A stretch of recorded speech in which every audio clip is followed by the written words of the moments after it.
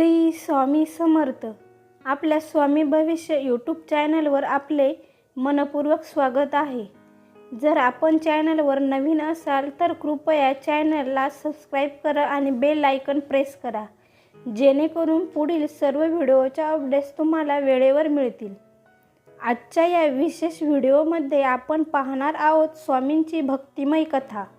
आजची कथा अनेक घरांची आहे, जिथे भांडणं असतात, अबोला असतो आणि शांतता हरवलेली असते. शंकररावांचं घर एक कुटुंब, पण मनं वेगळी. लहान सहान कारणावरून वाद, नवरा बायकोत गैरसमज, सासू सून तणाव आणि मुलांवर पडणारा त्याचा परिणाम.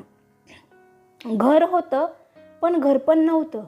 शंकररावांची बायको मीनाक्षी दररोज देवापुढे बसून रडायची. तिची एक प्रार्थना होती, देवा घरात शांती दे. एक दिवस तिला कुणीतरी म्हटलं, स्वामी समर्थांकडे माग, ते फक्त ऐकत नाहीत तर मार्गही दाखवतात. त्या दिवसापासून मीनाक्षीने एक छोटा नियम केला. दररोज सकाळी घर आवरून झाल्यावर स्वामींच्या फोटोसमोर दिवा लावायचा आणि फक्त एवढंच म्हणायचं, श्री स्वामी समर्थ, माझ्या घरात शांती दे. कुठलेही मोठे मंत्र नव्हते, ना उपवास होता, ना विधी होता, फक्त मनापासून मागितलेली कृपा होती. काही दिवसातच मीनाक्षीला जाणवलं, ती स्वतः कमी चिडचिड झाली आहे. तिच्या शब्दात मृदुता आली. हळूहळू घरातले लोकही बदलू लागले. वाद कमी झाले, संवाद वाढू लागला.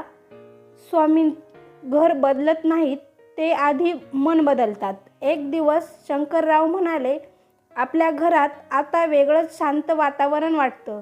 मीनाक्षीच्या डोळ्यात आनंदाचे अश्रू आले. भक्ताओ, घरात शांती हवी असेल तर पहिला बदल आपल्यात करावा लागतो.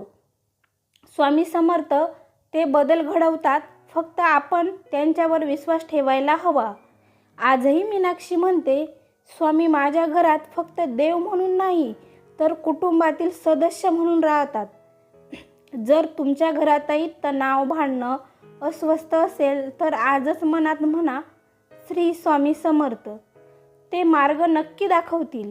व्हिडिओ आवडला असेल तर लाईक, शेअर करा आणि चॅनलला सबस्क्राईब करा. शेवटी एकच प्रार्थना, स्वामी समर्थांची कृपा आपल्या घरात सदैव राहो. श्री स्वामी समर्थ.